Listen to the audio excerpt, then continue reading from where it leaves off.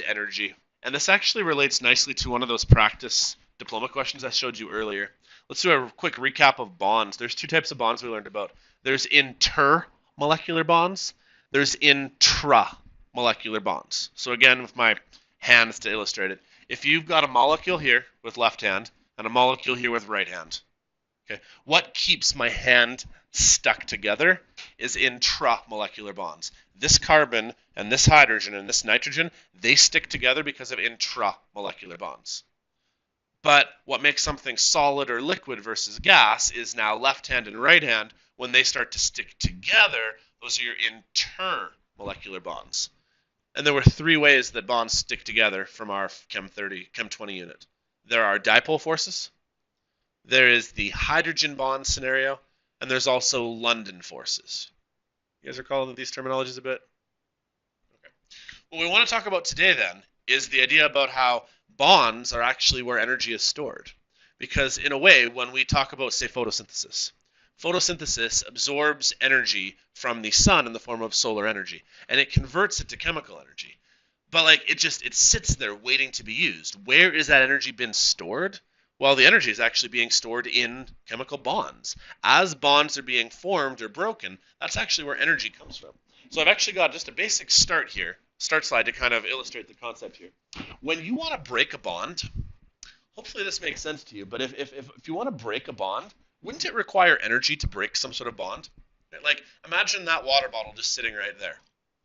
Can I cause it to melt? Yeah, I throw it in a furnace or a fire, I bet you I could get it to melt. But is it just going to randomly start melting on its own?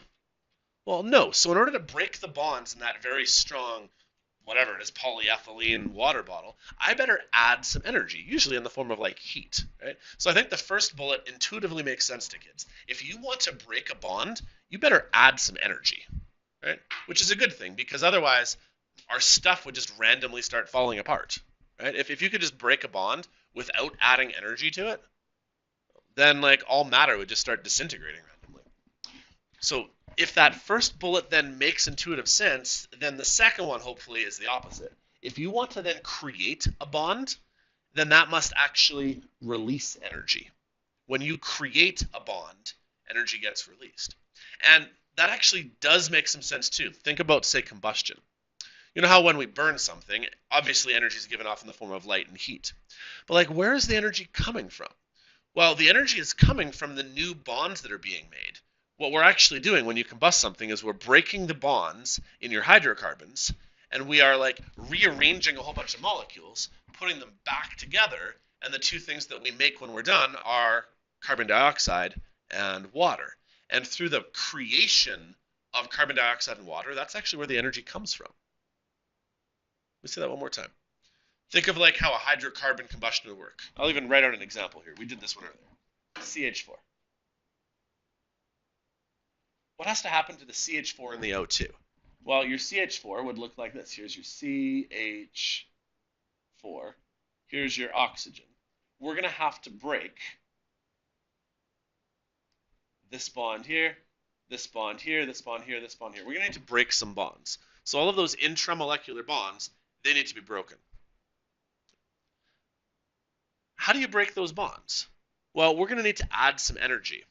When you combust something, what's one of the requirements to get a combustion going? You need to have a spark, right? Imagine that I have some methanol just lying on the table there. Is it just all of a sudden going to spontaneously? Well, no, I've got to actually hit the match and light it, right? So if I add some energy and I break some bonds, if I add some energy to this, I can cleave this bond, this bond, this bond, and this bond. And I can break those bonds apart. That's me like adding a match to the scenario. Well, when we're done then, what ends up happening is all of these atoms here, they completely rearrange. And that's my goal today. Ooh, what did I do here? Go away. I want to talk about how those atoms rearrange. So then it ends up forming carbon dioxide and water. So really what ends up happening is like this carbon starts going with, say, that oxygen over there to make some CO2s. This H right here plus, say, an H right here starts going with this oxygen right here to make your waters. And as new bonds get forged energy gets released. Does that somewhat make sense? So to break a bond, bonds don't just randomly break on their own. You better input energy to break a bond. But the opposite of that then is true. How do we get back energy in like an exothermic reaction? Well, when you make new bonds. So in a way, whenever you think of a chemical reaction where A plus B turn into C plus D, right here, these guys, you have to break their bonds. And these guys right here, you have to make new bonds. So here's really where the pieces come together then. Let's say it requires this much energy to break bonds, and you get back this much energy when you make bonds. You've actually now have an exothermic reaction because it took a little bit of input, but it gave back much more. And so depending on how the bond breaking versus the bond making compare to each other, that's how we figure out an exothermic or an endothermic reaction. And I'd like to use actually a finance example, because I find this analogy helps here. Imagine that you want to start a business, but you have to have like some sort of startup cost. So imagine that your startup cost is $10. We'll keep it low. So this would be like the energy required to get the reaction going. Or in my combustion reaction, this is you lighting the match. Does that make sense? Now, let's say that you end up making a profit of, say, $12. What's your net? 2. Does that make sense? You had to, in a way, in a graphical way, this is where we're going to go today, you needed to input $10. I needed to put $10 into my bank account. And then later, I got back $12. How much net did we end up having? I ended up making a net of $2 in terms of difference. Does that make sense? And so that's my net profit of well, maybe I shouldn't use the, maybe I should say revenue here. And then I could say my profit was $2. Does that kind of make sense what I'm saying there? But what happens if you're a really crappy business? So new scenario here. You decide to input $100. And then you try to make some money back. But unfortunately, you only make back $50. Ooh, not good. Right? In a way, you didn't actually make a net in this way. You actually like lost money. In a way, from like where you started to where you finished, it's more of an endothermic reaction where you input more than you received back. This is what we want to talk about today. This is you breaking bonds. And it always requires some energy to break a bond. And then afterwards, you need to make a new bond.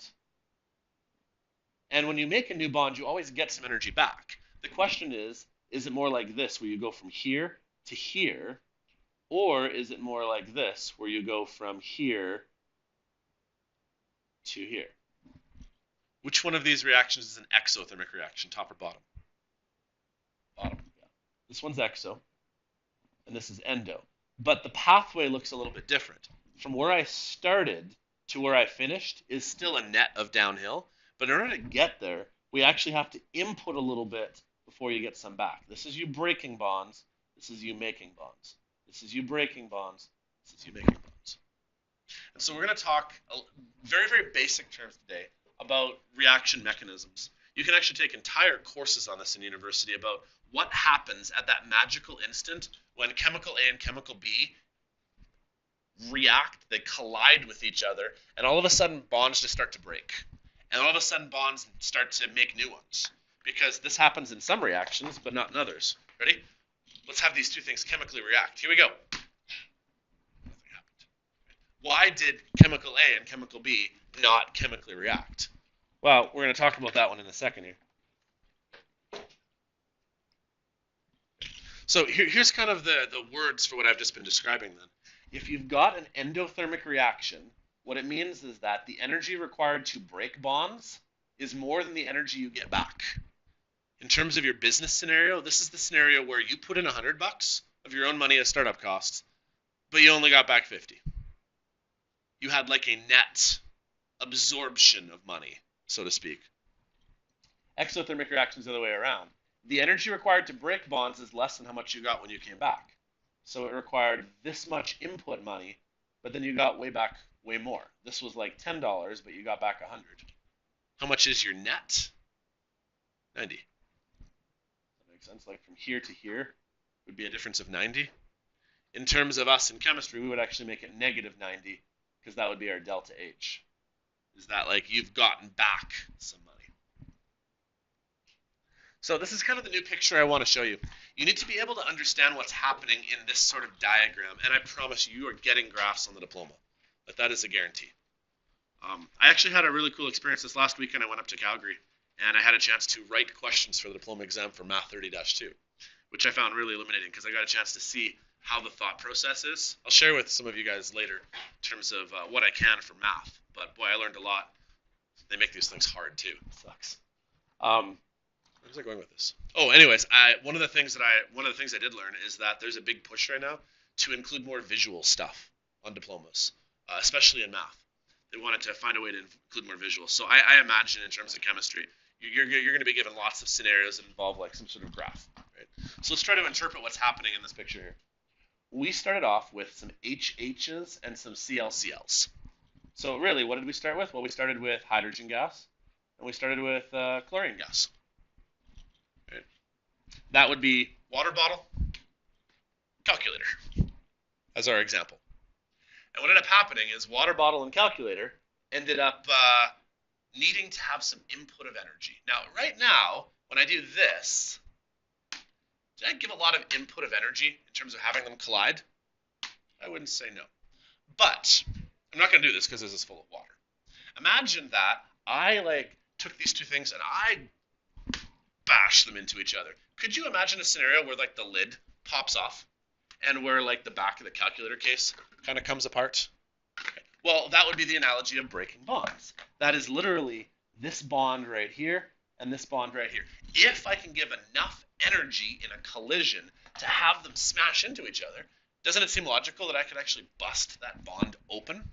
And really, that's why right here, in order to break some bonds, you better absorb some energy. You're going to need to find some potential energy from something. Usually it's things colliding into each other, or the sun, for example. Well, now you've got this section up here where you still have some hydrogens and chlorines, but see how there's no lines in between there anymore? Because all of the bonds have been broken. All of the bonds have been broken now. Well, now what's going to happen is this H and this Cl, they're going to rearrange themselves. And so now this H will go with this Cl, this H will go with this Cl. And now we're going to make new bonds. Now, most kids, they intuitively get, okay, to break a bond, I better find some energy. Otherwise, bonds just don't break. So then the opposite of that is true. As you make a new bond, you get back energy. And so now HCl and HCl have been formed, and this is an exothermic reaction because the amount of energy required to break the bonds and get it going is not quite as much as you got back in release.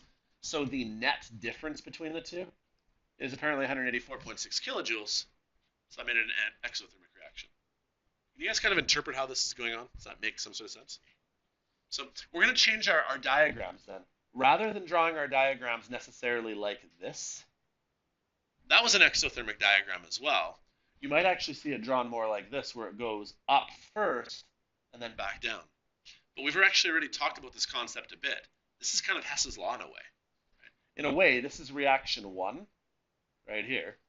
This right here is reaction 2, and the net between them right here is reaction 3 by adding them together. You kind of get how this is Hess's law in a way? So what we really care about is the difference between the two. So here's some terminology I want to use here. We call this sometimes reaction progress or reaction coordinate. The word we need to know here is this one right here. You need to have an initiation energy. Okay? And I've already talked about this concept before. Sometimes you need a spark to get things going. If I were to have just some gasoline just sitting there on the table, for whatever reason, there's just gas sitting there, I'm actually not overly afraid of that. Unless someone decides to add a spark to the room. Right? Same thing even with our classroom. There's methane in, you guys have seen those little things off to the side there where gas can come out of? Now, if you turn them on, I've got the hard switch off. But if someone were to turn that on and methane were to fill the room, it's very dangerous. But only when someone decides to light a match and spark it. You know what I'm saying here? And that's that input energy required, because that's what gets bonds broken in the first place. The other word I've bolded here, because you guys can read the rest of this yourselves here, is it's all about collisions. In a way, if we could hop on the magic school bus, zoom down to the level of like molecules, in order for bonds to break, what you really do need is molecule A and molecule B to literally collide with each other. Right? That is the mechanism in which this bond right here gets broken, and this bond right here gets broken. You kind of get where I'm going with this analogy here? There's like two pieces to this molecule. There's two pieces to this molecule, but that wasn't enough energy to break them. You know what I'm saying? But if I really reefed on these things and put them together, I bet you can imagine how I could break my bonds there. So the collision is really the important thing. There's also one more thing here, though. You actually have to have correct positioning, because when two molecules collide with each other, we're often talking about more sophisticated things than just hydrogen, hydrogen, hydrogen, carbon. You guys remember playing around with my molecule maker back in right before Christmas? We had to make molecules. Some of them are very complicated. If molecule A and molecule B hit in this orientation, it might not work. But if like you rotate them a little bit and then they hit in this way, then they might hit in the proper way. I know in biology, do you guys talk about catalysts in biology and lock and key mechanisms about how certain things have to actually have the right geometry? Okay, you guys are nodding. You guys are just starting biology, I'm guessing. So anyways, so this is the other thing I want to talk about is in order for a reaction to take place, you really need three things. Okay? And I've highlighted them right here. In order for you to have a reaction take place, you need to have some sort of ignition energy. Everything requires something to get it going.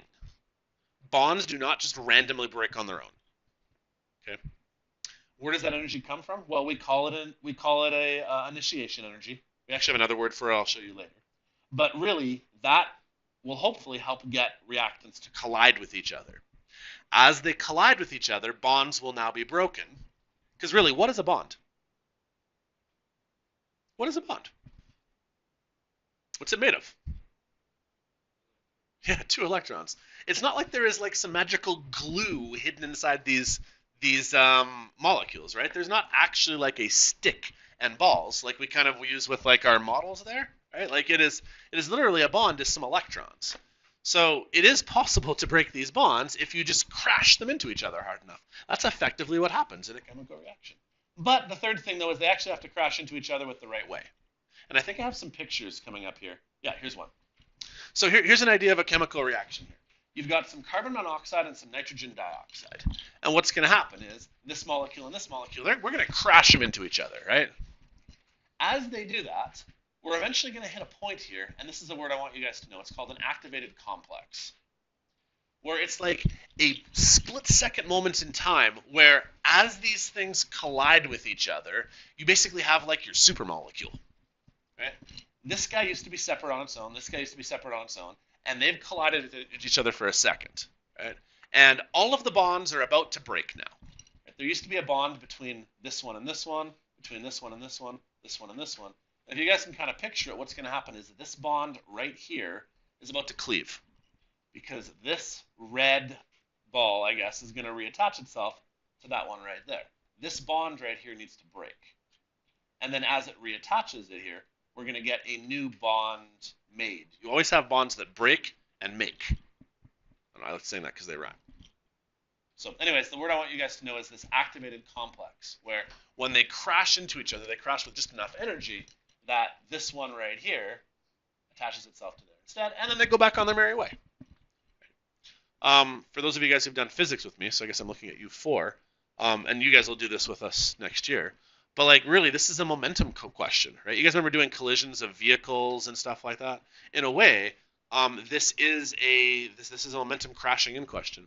The word we used in physics last year would have been an inelastic versus an elastic collision. This would be an elastic collision because there should be no loss of energy anywhere. Anyways. Okay. The official word we use for that ignition and that spark then is called activation energy. A lot of what I'm doing today is actually just giving you terminology. I think I've taught you the concept, well enough. Things don't randomly just start chemically reacting. It requires the right positioning, the right amount of momentum, like a collision has to take place, And that collision, the vocabulary we use is an activation energy. Oh, that makes sense, doesn't it? Activation energy. It's the energy required to activate a reaction. I like this analogy. I pulled this out of a textbook somewhere. Imagine that you had to roll a ball from A to B, but there's a hill in the way. Okay. Now, if it wasn't for the hill, you'd just roll the ball downhill, right? But because there's a hill in the way, what you have to do is roll the ball up over the crest of the hill, and then it goes down the rest of the hill there. Chemical reactions are kind of similar, right? If you're going to have an exothermic reaction where there's going to be a net loss of energy somehow, in order to get it going, though, right here, rolling the ball up the hill is you breaking bonds. It requires some energy to get those bonds broken. Then as the ball rolls back down the other side of the hill, bonds are now made. You make some bonds, and you get your energy back. So this is like increasing your potential energy. I'm actually going to write that on here. This requires an increase in potential energy. And then what you get back is a gain of like kinetic energy. Think of an explosion of some type. In order for the explosion to take place, we need to somehow increase the energy to break those bonds. So we need to somehow give those bonds a little more potential than normal by colliding them together. And then as new bonds get made and it explodes outward, it releases that energy in the form of kinetic. Right? Isn't that what an explosion is going to release? An explosion is going to release kinetic energy to the surroundings. Anyways, what I need you guys to know is the term activation energy. That's the word we use to describe it. And you can read right here the three main ways you're going to find an input energy: heat, light, or electricity. Like a spark, for example, like a spark plug is what gets the gasoline going in your vehicle, right? If you don't have a spark plug in your vehicle, your car's not going anywhere, right? You need a source of ignition to get you over that barrier. And I do have that word on here. It's good to think of it as like a barrier. Here's another picture then.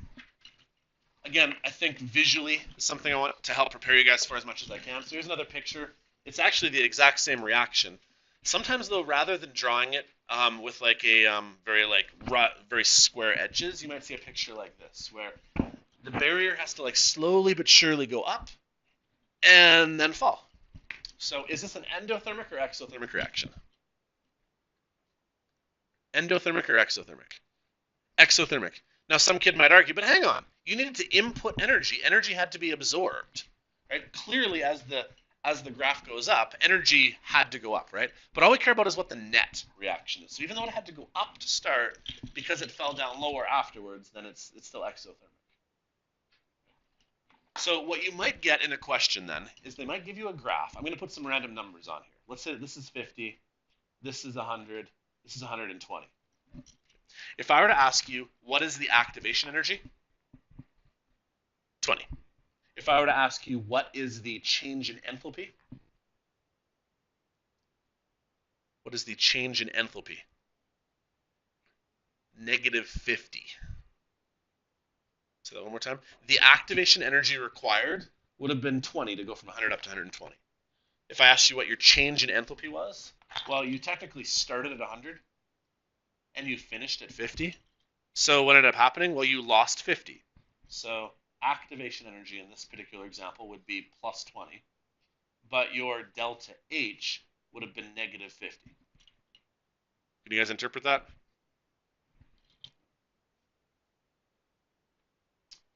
Okay, I've got a couple examples here just to kind of illustrate the point. Has anybody ever heard of the Hindenburg? Some of you guys have heard it before. Okay, if you haven't, basic story is they had this great idea. Let's make a blimp. Not a bad idea. Let's fill it with gas, like an air floats. Not a bad idea either. They use hydrogen gas. Hydrogen gas is highly flammable. Helium would be a better choice because helium also should probably rise in terms of its density compared to air. But they used hydrogen. All it took was one little spark on the Hindenburg, and it basically was like the world's largest floating bomb, basically, right? Because like it went up in a big poof of lighting it on fire. So it was a very, very poor choice. So hydrogen and oxygen, if you want to try to make a reaction, it's highly exothermic, but it only requires just a little bit of spark for that activation energy. So in terms of its diagram here, they had hydrogen gas in the Hindenburg. There's plenty of oxygen in our atmosphere. Right? If I were to draw a graph here, it needed a little spark, and then it was highly exothermic, and basically whoosh, took off. Okay, here's another diagram for us to kind of talk about. What's going on in this diagram? Exothermic or endothermic? Is that clear to everybody? I've done a good job on this. I'm maybe being redundantly boring. I'm boring to this point, aren't I? Okay. You're not going to tell me it, but I am, aren't I? All right, so it takes a lot of energy to get it going. You get some energy back again, but since the net is above where you started, this isn't actually an endothermic reaction. So, let's move on. Another picture of what's going on here. You've got some reactants that are eventually going to turn into an activated complex. I have another silly analogy I use for activated complex. I don't know whether kids do this anymore, but when I was a kid, it was called the Chinese fire drill. Has anybody ever heard of that before? Do kids still do that? Okay. Basically, the idea is you pull up to a stoplight, and then everybody gets out of the car, runs around the car, finds a new spot to go in, and then you keep going again. I don't know. 2002, that was like a cool thing to do, apparently. You guys ever heard of something like this? Anyways, in terms of my analogy here, it does work for this. So imagine that you're driving along in your car, you are reactants. You pull up to the light, and you open the doors, and everybody gets out and runs around. That moment in time is the activated complex, where I used to be sitting in the back seat, and someone else used to be sitting in the front seat, and we're now changing where you are. That is this point right here. Right? And then once everybody gets back in the car and buckles in and goes again, well, now you have products. So I don't know if that analogy helps at all, but that's not something kids do anymore, obviously. It's silly. Oh, it is. Anyways. Okay. Here's two pictures then to compare, but I think I made my point well enough. If the activation energy is higher than the amount of energy released when you make your bonds, endothermic. If the activation energy is small compared to the energy released, it's exothermic. So, I think that was it. So, you guys have any questions? A very theory-based section here. There's no more math to do. There's no more calculations. But I do need you guys to be able to interpret what's happening and know why bond energies are important. Because that was the title I had today, right? Bond energy. So there's really two things. Making bonds and breaking bonds. So, all right, you guys look like you're doing fine. We're good? Cool. Okay, you have about half an hour. Why don't you work on your quiz or mark your quiz if you haven't. I have a few to pass back to.